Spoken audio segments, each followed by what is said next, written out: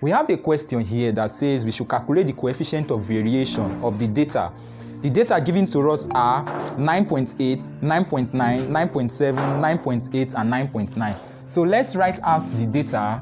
We have 9.8, 9.9, 9.7, 9.8, and 9.9. Now, having gotten all this, we are asked to calculate the coefficient of variation. The next step is to write out the formula for coefficient of variation. The formula is CV is equal to 100 times the standard deviation over mean.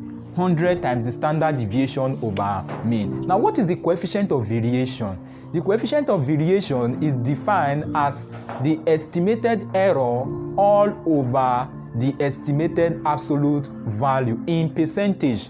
Now, the coefficient of variation is also known as the relative error. It's also known as the relative error, or known as the relative standard deviation. So, having stated all this, we said S is our standard deviation and S bar is our mean. Now, what is the formula for mean? Mean is equal to the sum of all values, which is individual values, over n. The sum of individual values over n. While the standard deviation is equal to the square root of the sum of individual value minus mean squared over n minus 1.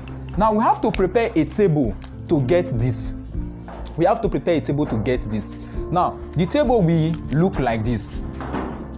My hands should be straight.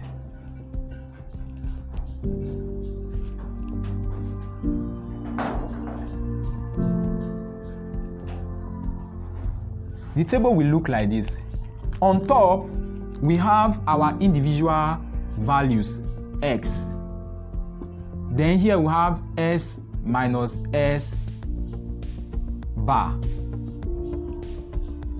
Then here we have x minus s bar squared.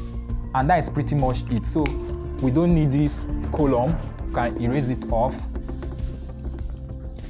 So the next thing is to start arranging each of these values now into this column. This gives us 9.8, 9.9, 9.7, 9.8, and 9.9.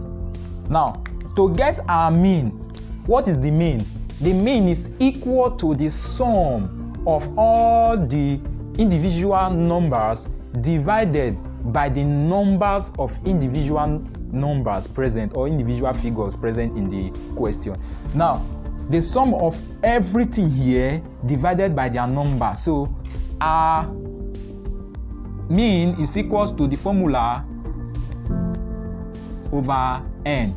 What we are going to do is to sum everything here. This gives us 9.9 plus 9.8 first, then 9.9 plus 9.7 plus 9.8 plus 9.9, everything here divided by how many values are present? 1, 2, 3, 4, 5 divided by 5.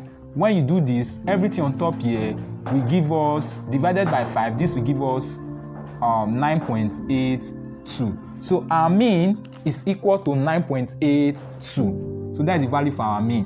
Now the next step is s minus s bar. That means we should use these individual values to subtract our mean. Using the individual values to subtract our mean, you have 9.8 minus 9.82. This will give us 0.02 or minus 0.02. Then 9.9 minus 9.82. That will give us 9.9 minus 9.82. That will give us 0.08. So we have 0.08 here.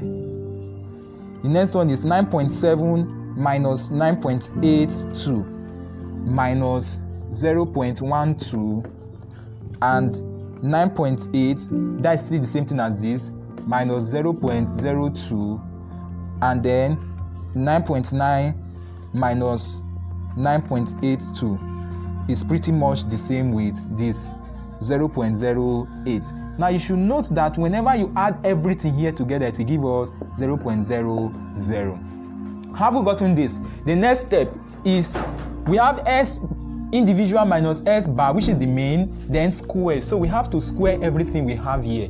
Now squaring it, this gives us 0.02 squared will give us 0.0004. This will give us 0.0064, and this will give us 0.12 square, give us 0.0144. Then we have 0.02 square, same thing as 0.0004, and this is the same thing as 0.0064. Now what we are going to do is to sum everything here to get the summation of S bar, or S individual minus S bar, which is the mean. That means individual values minus mean squared. So what we are going to do, we've already gotten X individual minus X bar, which is the mean, squared. So to add this symbol to it, you sum everything here together. Now summing everything here gives us 0.04. Okay, that is 0.004 square. Okay, 0.004. Everything here is supposed to give us 0.028. 0.028. Now, having gotten this as 0.028, the next step is to key in those things into the equation. To key into all those parameters into the equation. Now the equation for standard deviation, we don't need this again. Let's write out the value for the mean. This 9.8, 9.9, we don't need all this. Value for mean is 9.82. Now the equation for standard deviation is S is equals to this. Now we've calculated everything on top here, which is summation of S bar minus X. That is what we have here. This, what you have here is this notation. Summation of S minus S bar square. Summation of